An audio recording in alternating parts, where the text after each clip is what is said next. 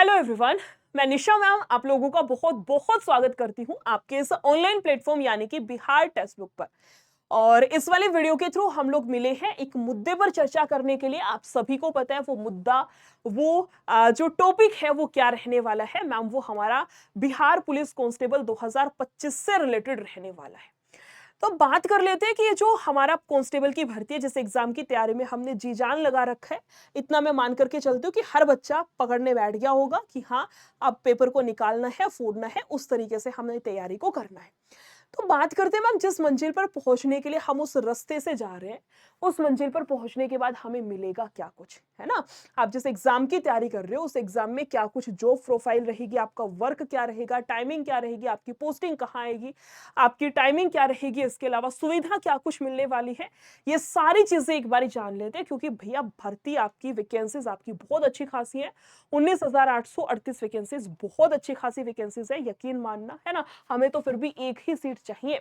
19,000 से क्या करना है मैम, हमारे लिए 19,837 वैकेंसी है, क्योंकि एक फिक्स तो मेरी ही है। इस कॉन्फिडेंस के साथ में आपको पढ़ना है, ठीक है। तो फिर एक बारी बात कर ले कि उस मंजिल पर पहुंचने के बाद क्या कुछ मिलने वाला है। देखो, मोटा मोटा अगर मैं बात करूं तो हर इंसान को पता है, जब तक हम किसी चीज के अंदर घुस नहीं जाते हैं ना, पूरा डिटेल में हमें पता है भैया पुलिस का क्या काम होता है, मोटे मोटे रूप से सबको पता है। लेकिन आप जब उस तैयारी के अंदर घुस चुके हो, आप उस एग्जाम की तैयारी कर रहे हो, तो आपको जानना चाहिए वहां पर कि क्या कुछ उसके अंदर होने वाला है ना। उस वाली वैकेंसी, उस वाली भर्ती के अंदर जॉब लगने के बाद क्या कुछ पावर आपके हाथ में आएगी, कितनी सैलरी मिलेगी, कितना काम करना होगा, एक बार डिटेल में जान लेते हैं। बोला गया है सबसे पहले तो इसको देख लेते हैं, ताकि कोई भी स्टूडेंट ऐसा ना हो जो कि छूट जाए। तो सबसे पहले मैं बता दूं, बिहार पुलिस कांस्टेबल 2025 भर्ती अधिसूचना कुल 19,838 रिक्तियों के लिए जारी की गई है। ऑनलाइन आवेदन की तिथि 18 मार्च से 18 अप्रैल 2025, एक महीने का समय आपको आवेदन के लिए दिया गया है। भैया डिले मत करना। आज अभी जब मैं वीडियो बना रही हूँ, आज आपकी 26 मार्च हो चुकी है। आखिरी डेट का भी इंतजार नहीं करना। एक ये टारगेट बना लो कि अप्रैल लगने से पहले पहले मार्च में ही फॉर्म भर के आपको निपटा देना है, ठीक है। डिले मत कर देना भैया, किसी भी अगर गलती की वजह से फॉर्म भरना छूट गया ना, बहुत पछताओगे, याद रखना। फिर बोलते हैं, आवेदन पत्र भरने वाले उम्मीदवार लिखित परीक्षा के लिए उपस्थित होने के पात्र होंगे, जो 13 जुलाई से 6 अगस्त तक आपका एग्जाम भी चलने वाला है। मैम एग्जाम डेट भी साथ ही साथ आ गई, समझ रहे हो। इतना तगड़ा आपका, इतना फास्ट ये जो भर्ती प्रक्रिया चलने वाली है ना, देखना आप। ये मान लो 6 महीने, 6 महीने तो नहीं, 3.5 महीने के बाद तो आपका एग्जाम ही है ना। मतलब एग्जाम से मान लो 6-7 महीने के अंदर अंदर आपका मोस्ट प्रोबेबली भर्ती प्रक्रिया पूरी करने की संभावना है। कहने का मतलब अच्छी खासी रफ्तार में आपकी ये भर्ती चलने वाली है। ये आपको देख के पता ही लग रहा होगा कि फॉर्म फिलिंग की डेट ओवर भी नहीं हुई, उससे पहले ही आपकी जो है एग्जाम डेट आउट हो गई। बहुत अच्छी खासी बात है। अब बात करते हैं कि मैम ये फोटोज में देख करके क्या कुछ समझ में आ रहा है, हमारा जो वर्क प्रोफाइल है वो क्या रहने वाला है। क्या हमें परेड करनी होगी, क्या हमें ये सब करना होता है ना। तो एक बार डिटेल में देखते हैं कि आपकी जॉब प्रोफाइल क्या होती है। बिहार पुलिस कांस्टेबल की नौकरी में कानून व्यवस्था बनाए रखना। पहला काम क्या है, कानून व्यवस्था बनाए रखना। गश्त करना, अपराधों की जांच में मदद करना, यातायात नियंत्रण में सहायता करना और सार्वजनिक समारोह में सुरक्षा प्रदान करना। सार्वजनिक समारोह जो आपकी होती ना, रैली वगैरह हो गई या कोई नेता वगैरह का भाषण वगैरह होते हैं, उन सब में आपको सुरक्षा प्रदान करने जैसे कार्य शामिल होते हैं। थोड़ा सा डिटेल में बात की जाए तो क्या कुछ है, कानून और व्यवस्था बनाए रखना, गश्त और निगरानी करना, सारी बातें आपको बताइए। तीसरा क्या है, अपराधों की जांच में सहायता करना। ये सारी चीजें आपको पता है, मुझे पता है, लेकिन इमेजिन करके देखो अपने आप को। जो बच्चा पूरी शिद्दत से पढ़ रहा है ना, एक बार मेरे कहने से आप इमेजिन करके देखो कि आपका सिलेक्शन हो गया और आप जो है ये सारे काम कर रहे हैं। क्या कुछ है, यातायात नियंत्रण में मदद करना, सार्वजनिक समारोह रैलियों में सुरक्षा प्रदान करना, प्राथमिकता क्या है, प्राथमिकी यानी कि FIR दर्ज करना। सोचो, बैठे हो आप थाने में मस्त बढ़िया तरीके से और आप FIR लिख रहे हो। इमेजिन करो उस पल को, मेहनत करने में ना डबल मोटिवेशन आपको मिल जाएगा। अगला क्या है मैम, गिरफ्तारी करना, अपराधियों को हिरासत में लेना, वरिष्ठ अधिकारियों के आदेशों का पालन करना। उसके बाद है मैम, अपराधों को रोकने, सार्वजनिक सुरक्षा सुनिश्चित करना, अपराध स्थल पर पहुंचना। CID में देखा हेलो सर यहाँ पर मर्डर हुआ है, या फिर हेलो सीआईडी, बस इतना बोलते हैं। सीआईडी टीम पहुंच जाती है, वहां पर पूरा देखते हैं ना। देखिए ना, सारी चीजें टीवी में ही देखी है। अगर मेहनत कर ली ना, शिद्दत से पढ़ लिए, तो ये मान लो आने वाले 1 साल के अंदर आप भी यहाँ पर हो सकते हो। इस बात को प्रायोरिटी पर रख करके चलना।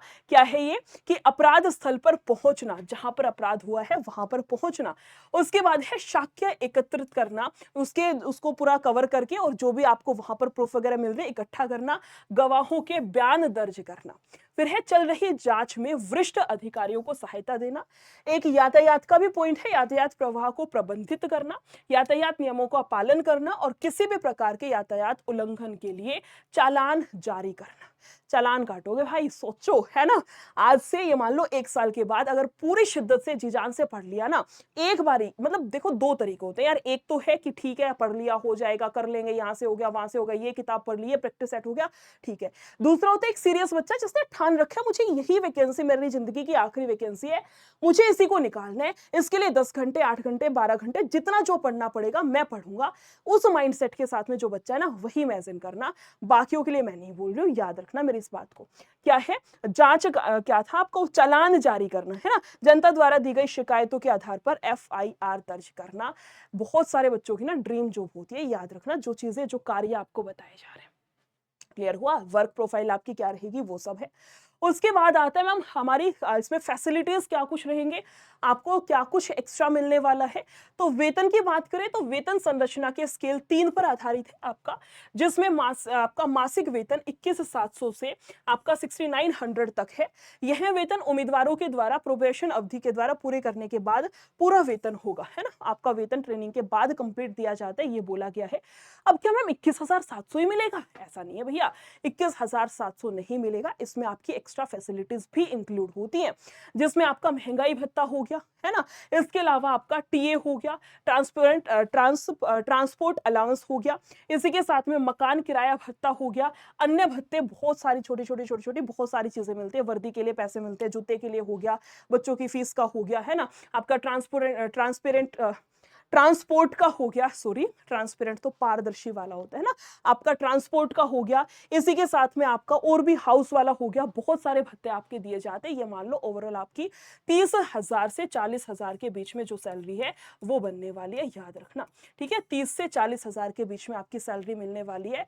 तो भैया ये सारी आपकी जॉब प्रोफाइल है। अभी मैंने आपको एक बात बोली थी, जिन बच्चों ने ये सोच रखा है कर लेंगे, उनके लिए मेरी ये वीडियो नहीं है।